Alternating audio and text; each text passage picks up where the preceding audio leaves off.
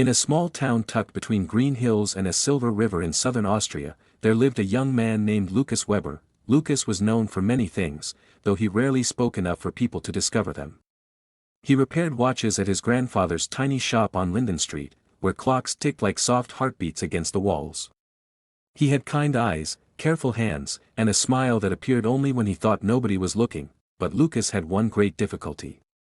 Someone to tell about the strange customers who brought broken clocks, someone who would listen when the church bells rang at sunset and feel the same quiet happiness he felt. He wanted a person who understood silence. There were 3 girls in town who seemed to like him, though Lukas could never be sure. Anna, the baker's daughter, always gave him an extra cinnamon roll and lingered when he came to the shop. She spoke brightly, filling every silence with laughter. Elise, who studied art in Vienna, returned home on weekends and often sketched near his shop window. Sometimes Lukas noticed she was drawing him, though she pretended otherwise. And then there was Mara, the librarian. Mara spoke softly, almost as quietly as Lukas himself. She recommended books by sliding them across the counter with gentle smiles, never forcing conversation, never making him nervous. Still, Lukas could not tell who truly liked him, or if any of them did at all, so he did what shy people often do: he wondered silently. One rainy evening, while repairing an old pocket watch, Lukas had an idea, if he could not speak easily. Perhaps he could write. That night, under the warm glow of a desk lamp, he wrote a letter, not to anyone specific, just to the person he hoped existed. He wrote about his fears, about how loud rooms made him tired, about how happy he felt listening to rain against the windows, about wanting someone to share ordinary days with. At the end he signed only, "Someone who is learning to be brave." He folded the letter and placed it inside a book at the town library, thinking no one would ever truly find it, but someone did. A week later, while returning a novel, Lukas discovered a small envelope tucked inside. His hands trembled as he opened it. The handwriting was neat and calm. "Dear someone learning to be brave, you are not strange for wanting quiet happiness. Some people speak loudly. Others listen deeply. The world needs both. If you wish, leave another letter. Someone who understands silence." Lukas's heart beat faster than any clock in his shop. He wrote again, and again. Weeks passed. Letters traveled back and forth between the pages of books.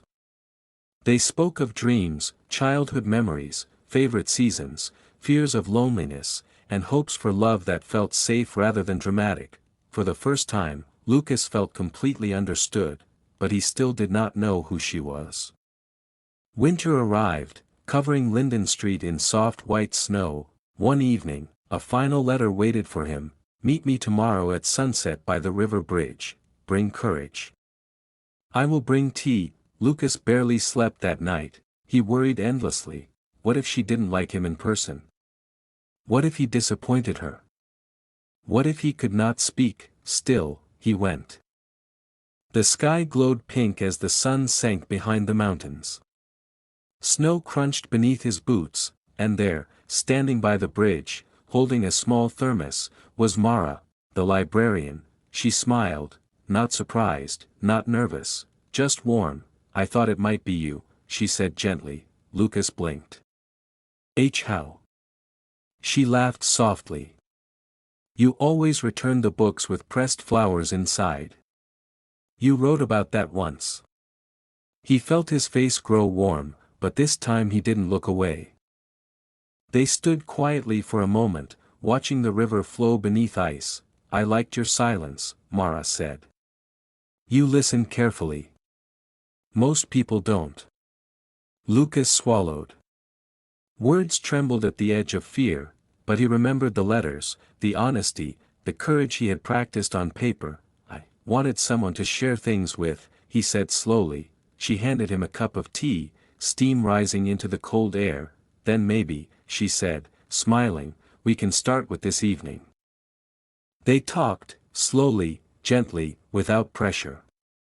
Sometimes they spoke. Sometimes they simply watched the snow fall together, and Lukas discovered something surprising. He was not shy because he lacked courage. He had only been waiting for someone who made courage feel safe. from that winter on, the watch shop felt warmer, the days brighter, and the ticking clock sounded less lonely.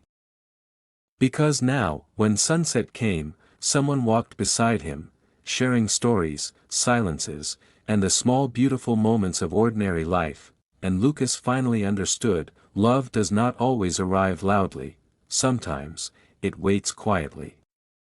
Until you are ready to speak.